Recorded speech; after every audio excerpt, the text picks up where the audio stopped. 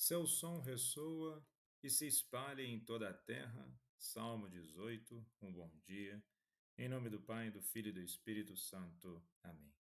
Recorramos sempre à poderosa intercessão de Maria Santíssima, nossa Mãe, e de São José, o Justo.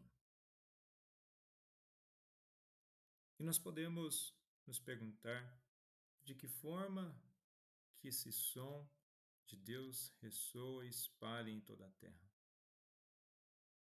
Será que é pela manifestação da própria criação? O que temos no versículo 1 do Salmo de hoje: os céus proclamam a glória do Senhor e o firmamento a obra de suas mãos. Ou seja, a própria manifestação da criação já aponta para a existência de Deus. E também dizer do som, ou seja, Deus, ele é vivo, ativo e se manifesta a todo momento aos nossos sentidos. É preciso, então, nos colocarmos à disposição dessa busca em Deus. Na primeira leitura de hoje, na carta aos Romanos, capítulo 10, dos versículos 9 ao 18, começa de uma forma muito bonita. Está assim: se com tua boca confessares Jesus como Senhor, e no teu coração creres que Deus o ressuscitou dos mortos, serás salvo. Então vejamos, confessar com a boca já é uma consequência daquilo que está no coração.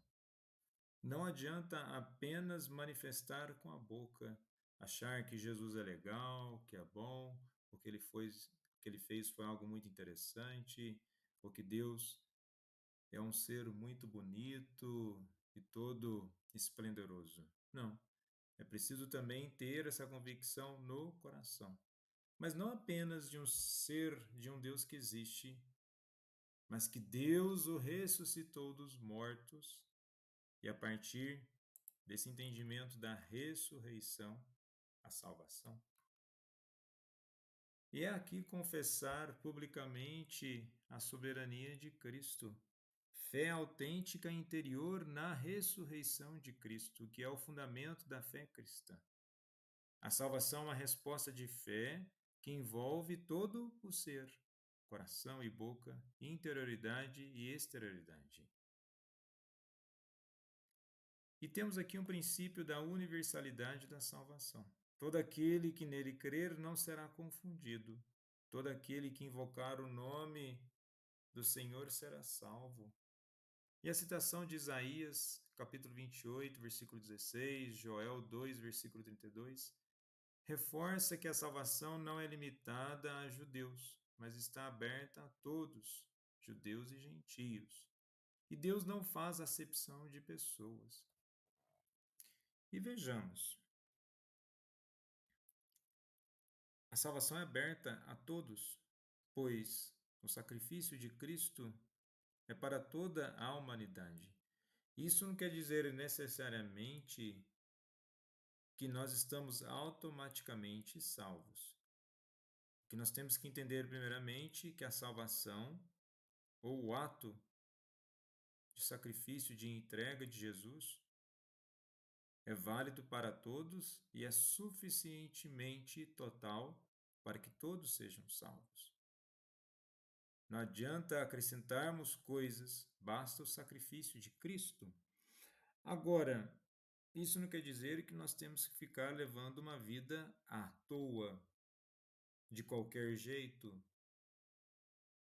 É preciso, então, como está na leitura, o coração transformado, e um coração transformado pronunciará a fé, proclamará a fé naquele que ressuscita.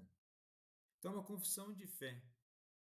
Confessar não apenas com palavras, mas confessar com a própria vida.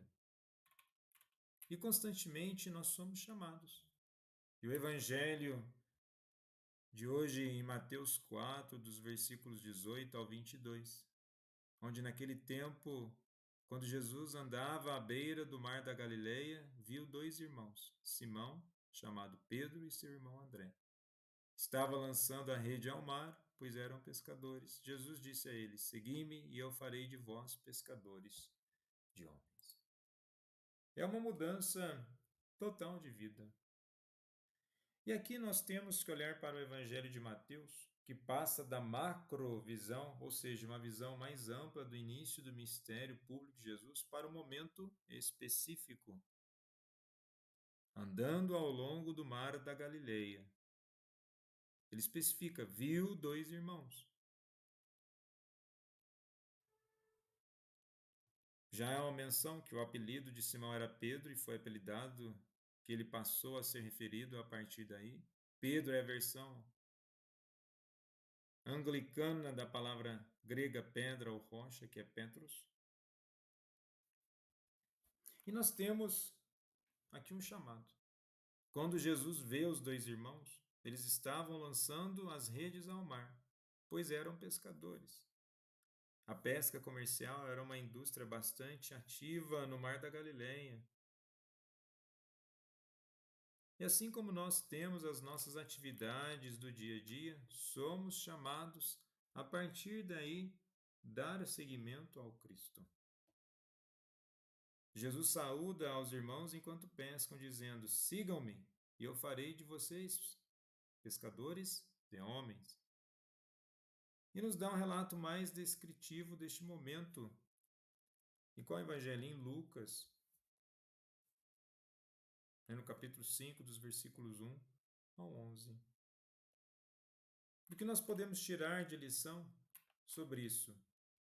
Inúmeros pontos podem ser analisados, mas o importante é que, como está no texto, Jesus viu. Jesus constantemente nos vê.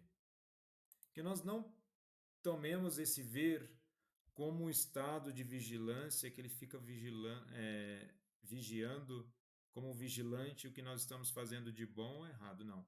Ele nos vê de uma forma total. Ele nos vê no coração. Ele nos vê para também nos convidar. E somos chamados nas situações do dia a dia a dar uma resposta ao seguimento. Muitas vezes naquele momento ao qual poderíamos agir da pior forma possível, decidimos agir da melhor forma possível. Eis o seguimento. Em todas aquelas circunstâncias e situações às quais poderíamos ser melhores e conseguimos ser melhores com a graça de Deus, eis o seguimento de Cristo. É uma coragem para sairmos da mesmice e conseguirmos aproximarmos da graça de Deus e, sendo assim, converter nossas vidas ao seguimento do Cristo. Santo André, rogai por nós. Jesus, manso e humilde de coração, fazei o nosso coração semelhante ao vosso.